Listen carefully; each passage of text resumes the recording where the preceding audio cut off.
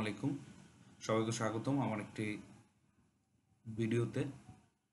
তো আমার যারা কাছের সিনিয়র এবং জুনিয়র ভাই যারা আছেন এবং বন্ধু যারা আছেন, তারা অনেক সময় এসসিপি গাইডলাইন এবং এসসিপির রুট রোড ম্যাপের হিসাবে জানতে যাচ্ছেন, তাদের জন্য ভিডিওটা বানানো। তো এছাড়া এর বাইরে যারা ভিডিও 2-4-5 জন যারা দেখবেন, তারা আমার লেকচারে ভুল ত্রুটি ক্ষমাসুলভ দৃষ্টিতে দেখবেন। তো আল্লাহর নাম করে শুরু করলাম। ইনশাল্লাহ প্রতি সপ্তাহে একটি করে ভিডিও দিয়ে একটা মোটামুটি প্রপার গাইডলাইন দেওয়ার চেষ্টা করব। লাইন বাই লাইন ধরে পড়ানোর সুযোগ হবে না বা বোঝানোর সুযোগ হবে না, কি পয়েন্টগুলো ইনশাল্লাহ আমরা টাচ করে যাব। আমরা যে বইটা ফলো করব সেটা হচ্ছে medical laboratory science bottom line approach, এটা 5th এডিশন। আর যাদের বেসিক থেকে শুরু করতে চান তারা হচ্ছে সাকসেসটা শুরু করবেন। সাকসেস 1100 বা 1200 পেজের ওই বইটা শুরু করবেন, তাহলে আপনাদের বেসিক থেকে ভালো হবে। তো যারা হচ্ছে ব্যাচেলর ডিগ্রি করেছেন অথবা এমএসসি ডিগ্রি করেছেন, তাদের জন্য আমি বলবো যে বটম লাইনটা শুরু করতে পারেন, কারণ তারা অ্যাডভান্স লেভেলের পড়াশোনা করেছেন, তাদের জন্য খুব ইজি হবে, বুঝতে সহজ হবে। তো আমরা এএসসিপির যে গাইডলাইন, সেই গাইডলাইন অনুযায়ী এই বইটা সাজানো এবং এটা স্পেসিফিকলি হচ্ছে এএসসিপির জন্য। তো আমরা এএসসিপির যে কন্টেন্ট, সেই কন্টেন্টগুলোর দিকে একটু খেয়াল করি। প্রথমে এই বইটার একটা মজার ব্যাপার হইলো, এইরকম হচ্ছে টেস্ট অ্যালার্ট দিয়ে সারা বইতে, একটু আমি হাইলাইট করে নেই, কালি তো নাই, আচ্ছা ঠিক আছে, কলমে কালি নেই। সারা বইতে হচ্ছে কি এইরকম হচ্ছে টেস্ট অ্যালার্ট দিয়ে হচ্ছে কি রিমেম্বার করানোর জন্য, মনে রাখানোর জন্য এরকম টেস্ট অ্যালার্ট দিয়ে রাখবে। এইগুলোই আসলে এক্সামে খুব কাজে আসবে। সেটা কিভাবে আসবে আমরা সামনে গিয়ে আলোচনা করব। এখন যেটা বলতেছিলাম যে এসিপির যে কন্টেন্টগুলো, সেগুলো হচ্ছে ইমিউনোহেমাটোলজি, যেটা ব্লাড ব্যাংক বলি আমরা, এবং ইমিউনোলজি এবং সেলুলজি এবং coagulation, urine fluid study, chemistry এবং মাইক্রোবায়োলজি। এই হচ্ছে গিয়ে 7টা টপিক্সের উপরে, 7টা সাবজেক্টের উপর হচ্ছে আপনার 1000 মার্কের কোশ্চেন হবে। 400 মার্কের হচ্ছে গিয়ে আপনার অবশ্যই তুলতে হবে, তাহলে আপনার লাইসেন্স পাবেন। তো আমরা ইন্ট্রোডাকশন বাদ দিয়ে আমরা ডিরেক্টলি আমরা কন্টেন্টে চলে যাই। ও সরি, আমি একটু বাদ দিয়ে গেছি। এর ভিতরে হচ্ছে mycology, parasitology, molecular genetic, laboratory operation এবং ল্যাবরেটরি সেফটি অ্যান্ড রেগুলেশন, এটা থেকেও কোশ্চেন হবে। আপনারা হচ্ছে এসিপি গাইডলাইনটা দেখে নিলে ওইখান থেকে আপনারা বুঝতে পারবেন।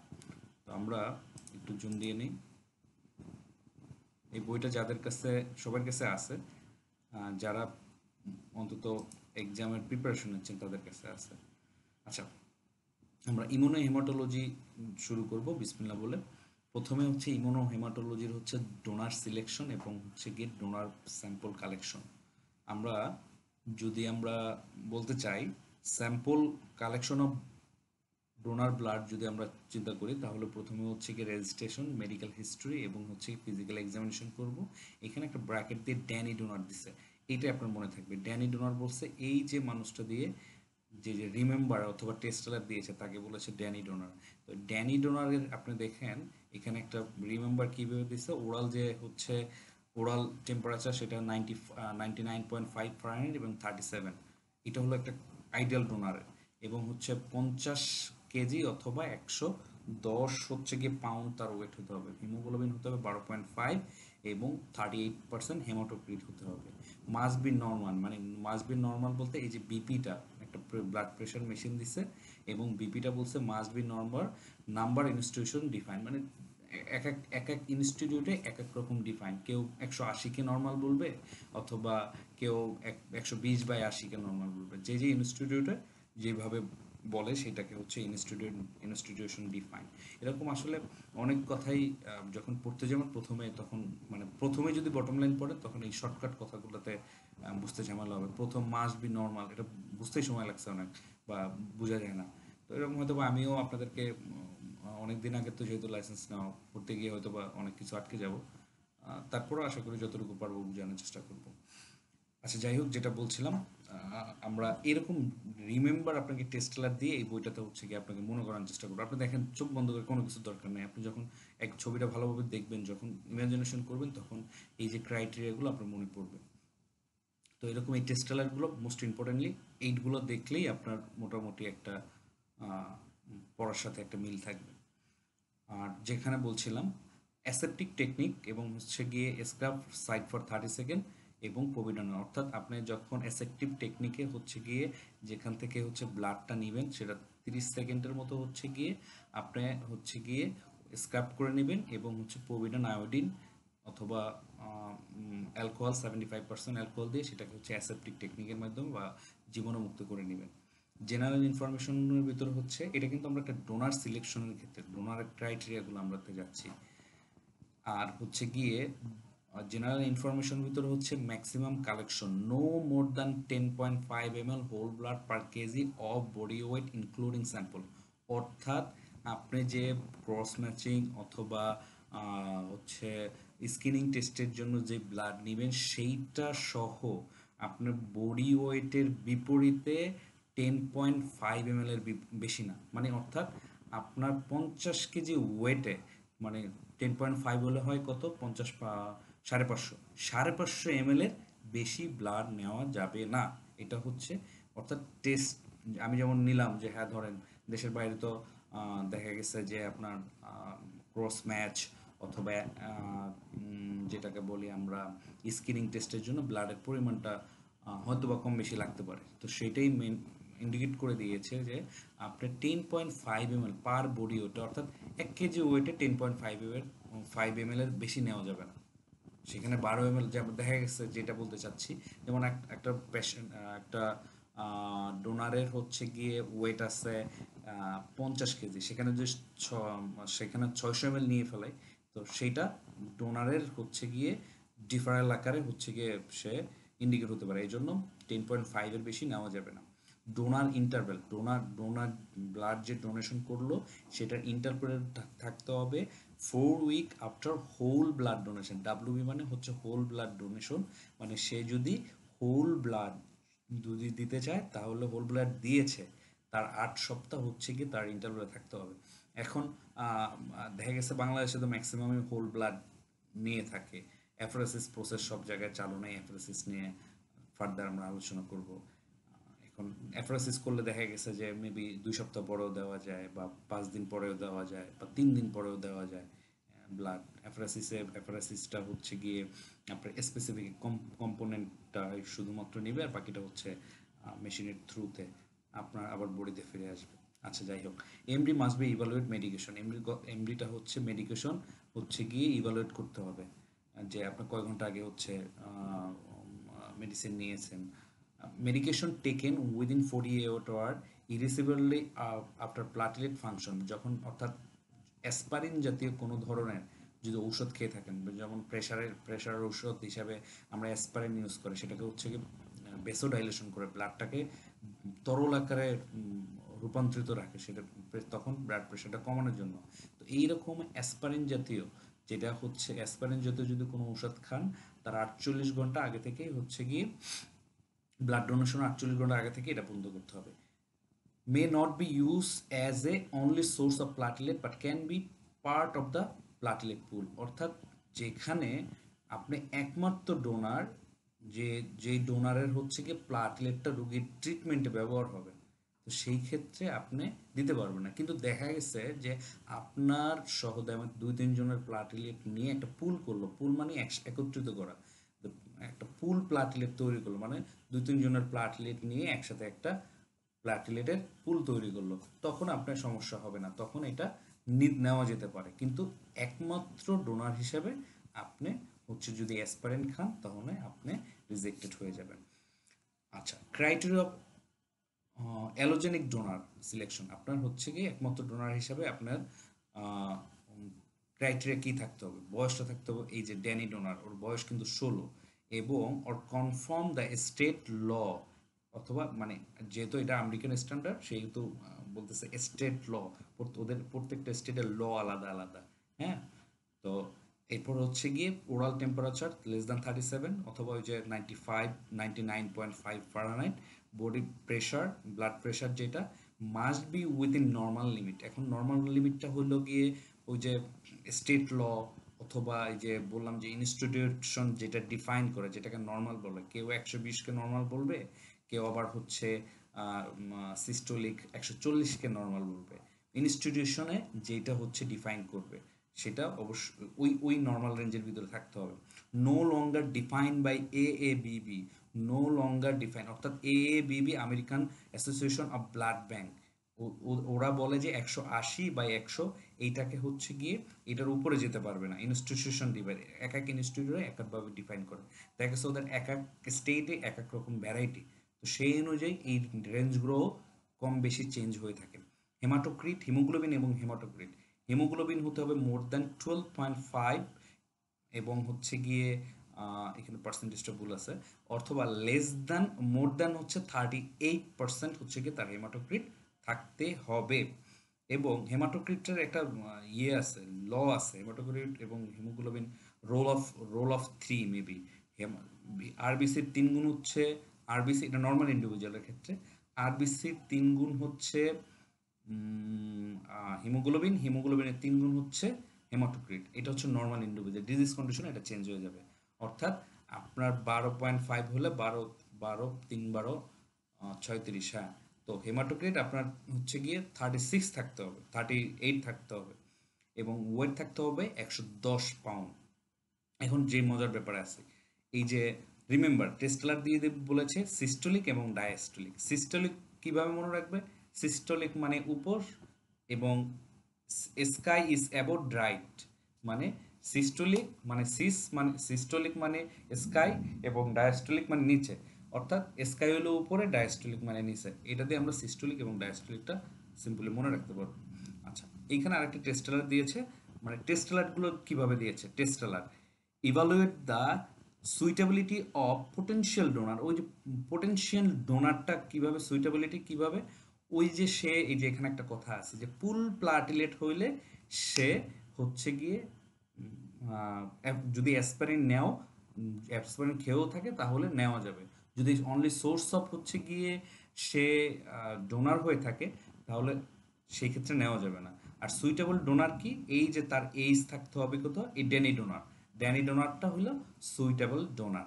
ওকে, আমরা মোটামুটি প্রথম পেজ শেষ করেছি। এরপরে আমরা যাই ডোনার ডিফারেল কাকে বলে। এটা বললাম যে ডোনার ক্রাইটেরিয়া, ড্যানি ডোনার তো ভালো ছেলে, ওর হিমোগ্লোবিন সব কিছু ভালো আছে, কিন্তু এখন এর আরেকটা খারাপ ছেলেকে নিয়ে আলাপ করব, যে ডিফারেল। হ্যাঁ, ডিফারেল। প্রথমে আসি যে ডোনার ডিফারেল, ডিফারেলটা মানে আহ, এটা কি বলা হয়, ডিফারেল বাংলা খুঁজতে গেলে তো আবার ঝামেলা। আচ্ছা যাই হোক, ডিফারেলটা হচ্ছে গিয়ে যে ব্লাড দিতে পারবে না, সেটা বাংলা ভালো বাংলাটা মনে আসতেছে না। 1 ইয়ার ডিফারেল যারা, সেটা হলো possible expose to hepatitis, HIV or malaria.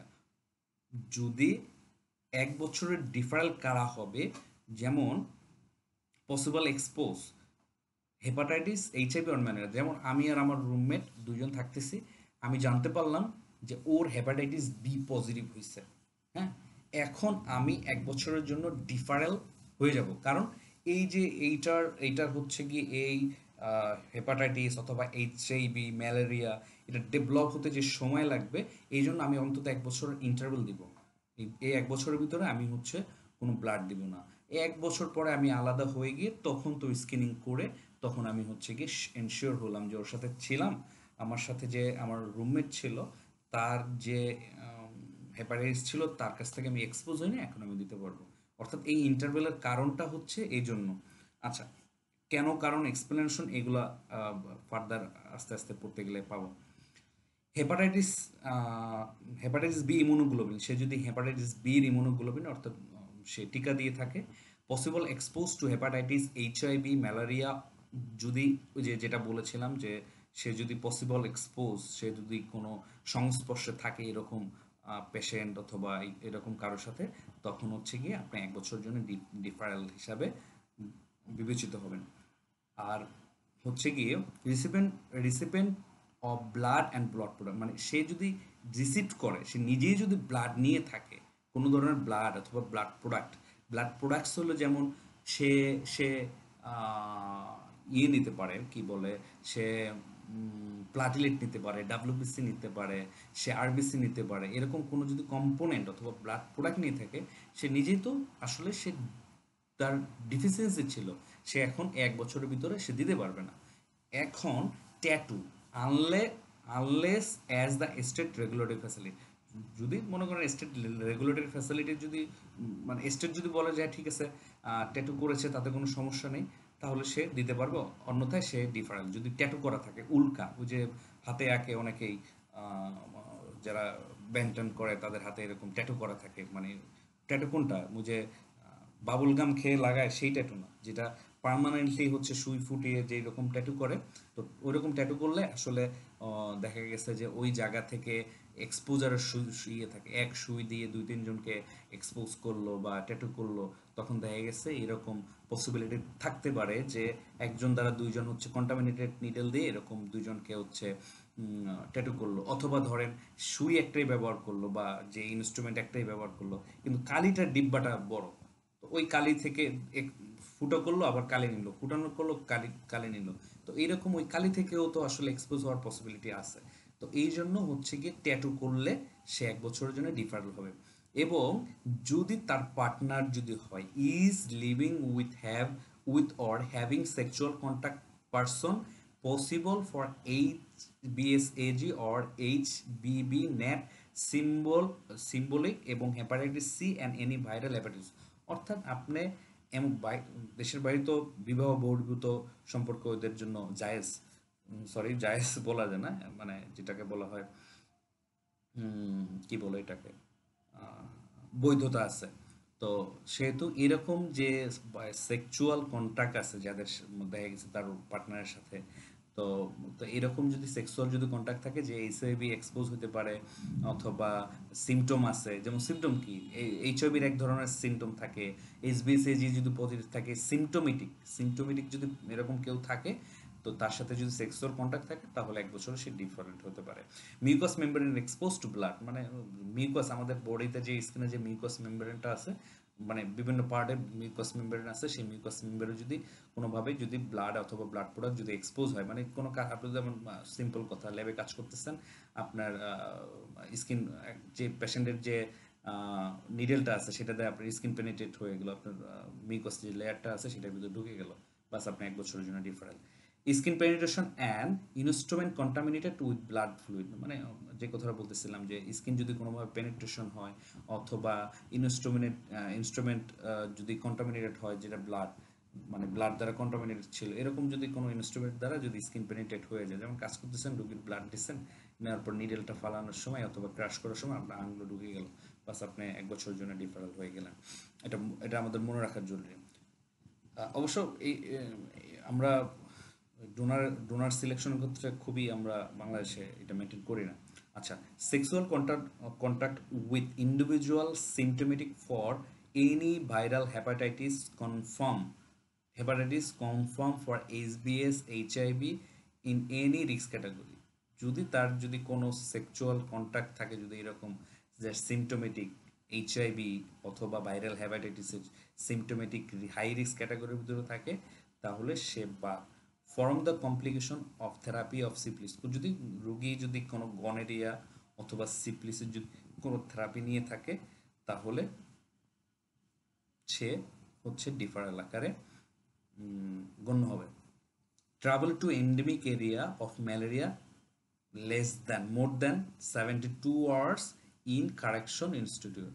অর্থাৎ সরি, দুইটা হচ্ছে আলাদা। Travel to endemic area of malaria, যেই যেই এরিয়াতে অতিমারি, মানে কি বলে, কিছু এলাকা থাকে না যে কি বলে, পাহাড়ি এলাকায় ম্যালেরিয়ার উপদ্রব আছে, এরকম এরকম এরিয়াতে আপনি ট্রাভেল করছেন, হ্যাঁ, ট্রাভেল করার কারণে আপনি 1 বছর, দেখা গেছে আপনি বান্দরবনের দুর্গম এরিয়াতে গেছেন, সেই এলাকায় অহরহ হচ্ছে আপনার ম্যালেরিয়া আছে, বাস আপনি ডিফারেল কেন? আপনার কারণ এই যে ম্যালেরিয়ার যে হচ্ছে কি, এটাকে কি বলে, প্যারাসাইট, এই প্যারাসাইটটা তো ডেভেলপ করতে সময় লাগবে, সেই জন্য আপনি ওই এরিয়াতে হচ্ছে গিয়ে ট্রাভেল করেছেন, এই জন্য আপনি 1 বছর ইন্টারভেল দিবেন অথবা ডিফারেল আকারে গণ্য হবে। 72 আওয়ার্স কারেকশন ইনস্টিটিউট, আমরা জেলখানা যেটা বলি, ওরা ওদের ওদের দেশে বলা হয় কারেকশন সেন্টার, কারেকশন ইনস্টিটিউট। যদি 72 ঘন্টার বেশি যদি কারেকশন ইনস্টিটিউটে থাকেন, তাহলে আপনি ডিফারেল আকারে গণ্য হবেন। আচ্ছা, সময় চলে যাচ্ছে আসলে, 15 মিনিটে জানি না কত যাই, যতটুকু হয় ওটুকু আমরা আগাবো। আচ্ছা, 3 বছরের ডিফারেল, আমরা 1 বছরের ডিফারেল গেল, এখান থেকে কোশ্চেন হয় একটা, একটা বা দুইটা কোশ্চেন হয়, এই জন্য একটু অনেক ডিটেলে কথা বলতেছি, লাইন বাই লাইন আমি যাওয়ার কথা না, কিন্তু বটম লাইনে লাইন বাই লাইন ছাড়া আসলে টাফ। আচ্ছা দেখি, আমি 2 4 5টা ভিডিও করে দেখি, আপনাদের যদি সাড়া থাকে তাহলে কন্টিনিউ করবো, ফার্দার আসলে সময় নষ্ট করে করবো না। আচ্ছা, 3 বছরের ডিফারেল হচ্ছে পসিবল এক্সপোজ টু ম্যালেরিয়া।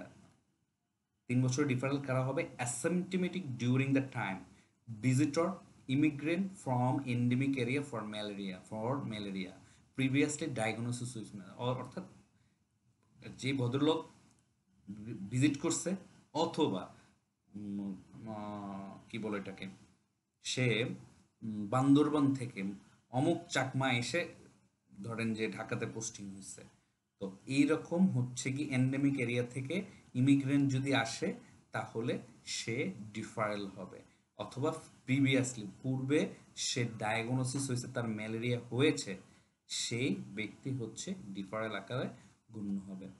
এইবার আসেন চিরতরে সেই ডিফারেল কারা, চিরতরে I indefinite indefinite or permanent deferral defined definite sorry indefinite or permanent definitive disease or habits strongly associated with blood-borne pathogens। আচ্ছা, এটার ভিতরে কি, যে hepatitis, viral hepatitis after H11, এইটা নিয়ে একটা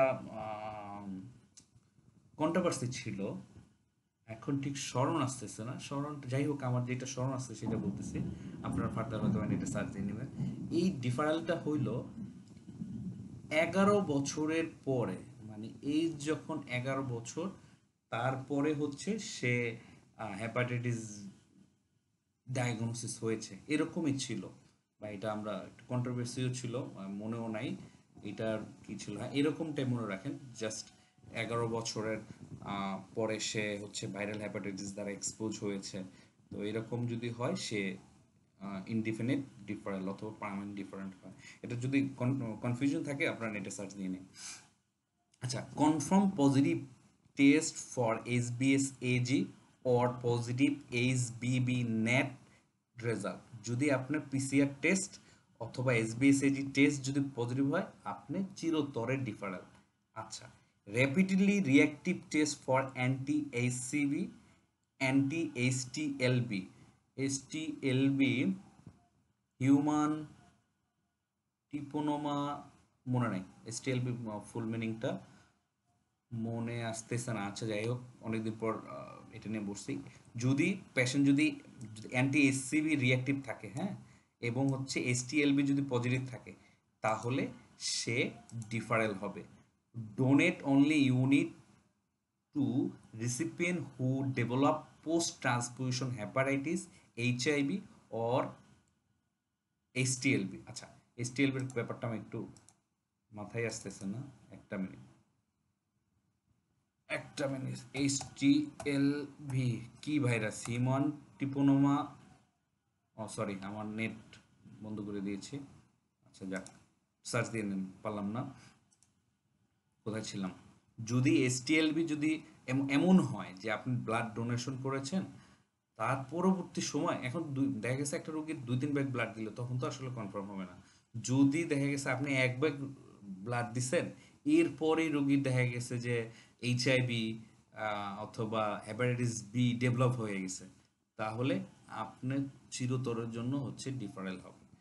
present or past infection HCV, HTLV, HIV, trypanosoma cruzi, যদি trypanosoma এটা ব্লাড বোন, তো এই জন্য ইনডিফিনিট হচ্ছে গিয়ে আপনি ডিফারেল হবেন। তারপর হচ্ছে evidence of parental drug use, যদি কোনো ধরনের প্যারেন্টাল মানে মেইন প্যারেন্টাল রুটে যদি আপনি কোনো ধরনের ড্রাগ নিছেন, কি কি বলে মরফিন, প্যাথেটিন, প্যারেন্টাল রুটে নেয় না, যখন এরকম ড্রাগ নেয় তখন তো আসলে ওদের হাই, মানে ড্রাগ যারা নেয় তো তারাই, তাদের হাইজিন বা এইসব তো কোনো কিছু থাকে না, এক নিডল দিয়ে 2 3 জন হচ্ছে গিয়ে সুই নিল, বেইনে হচ্ছে গিয়ে পুশ করলো, তো এরকম যদি এভিডেন্স থাকে সেই ইনডিফিনিট হচ্ছে গিয়ে সে ডিফারেল হবে। ফ্যামিলি হিস্টোরি যদি থাকে, সিজেডি অর সিজেডি, সিজে, এখন ফোনটা হাতেই নিতে হবে, একটা মিনিট আপনারা।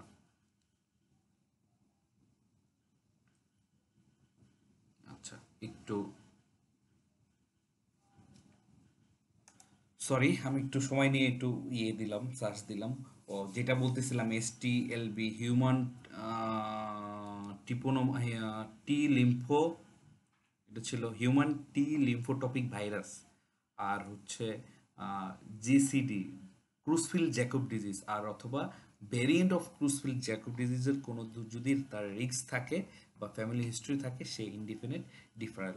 যদি হচ্ছে ব্যাবেসিওসিস, যদি কোনো ব্যাবেসিওসিস ডিজিজের হচ্ছে গিয়ে হিস্ট্রি থাকে, সেই ইনডিফিনিট ডিফারেল আকারে চিহ্নিত হবে। তো আমরা আলহামদুলিল্লাহ আজকে আমরা 2 পেজ হচ্ছে গিয়ে আপনাদের বোঝানোর চেষ্টা করলাম, খুব ইজি অ্যান্ড সিম্পল ওয়েতে। রিল্যাক্সে যারা সময় নিয়ে একটু পড়াশোনা করতে চান, এইভাবে আস্তে আস্তে পড়াশোনা করা। তো এরপরে আমরা দেখা গেছে যেদিন ফ্রি হব, আমরা হচ্ছে গিয়ে পরবর্তী সেকশন থেকে শুরু করবো, অর্থাৎ হচ্ছে কমন অ্যান্টিকোয়াগুলেন্স, কী কী অ্যান্টিকোয়াগুলেন্স, কী কী অ্যাডিটিভ, কী কী রেজুভেনেটিং সলিউশন ব্যবহার করা হয়, এগুলো নিয়ে আলোচনা করব। তো আশা করি আমি যতটুকু বলা মানে যত সহজভাবে বলার যায় অতটা সহজভাবে বলার চেষ্টা করেছি। এগুলো এখান থেকে একটা কোশ্চেন আসে, ডোনার সিলেকশনের একটা কোশ্চেন আসে। তো ধরেন যে এখানে আপনার 10 মার্ক আসছে, ফার্দার আরও এরকম কিছু চুম্বকীয় অংশতে আমরা হচ্ছে গিয়ে ফোকাস দেওয়ার চেষ্টা করব। ইনশাল্লাহ শুরু করেন। তারপর হচ্ছে গিয়ে আহ, যদি ইউটিউবে ভিডিও আপলোড হয়, অবশ্যই কমেন্টগুলো আমি দেখব। যারা আমার কাছের যারা আছেন তারা তো আমাকে ফোনে যোগাযোগ করবেনই। তো বাইরে যারা আছেন তারা কমেন্টে হচ্ছে গিয়ে জানাবেন কিভাবে কি সুবিধা হয়। কথা না বাড়িলে ইনশাল্লাহ আমরা চেষ্টা করে যাব, ইনশাল্লাহ ভালো কিছু হবে। তো সবাইকে ধন্যবাদ যারা ভিডিওটা দেখেছেন, অনেক ধন্যবাদ। আর বইটি সংগ্রহের ব্যাপারে যারা একটু খোঁজ নিলে বইটা পেয়ে যাবেন। জি, সবাইকে আসসালামু আলাইকুম।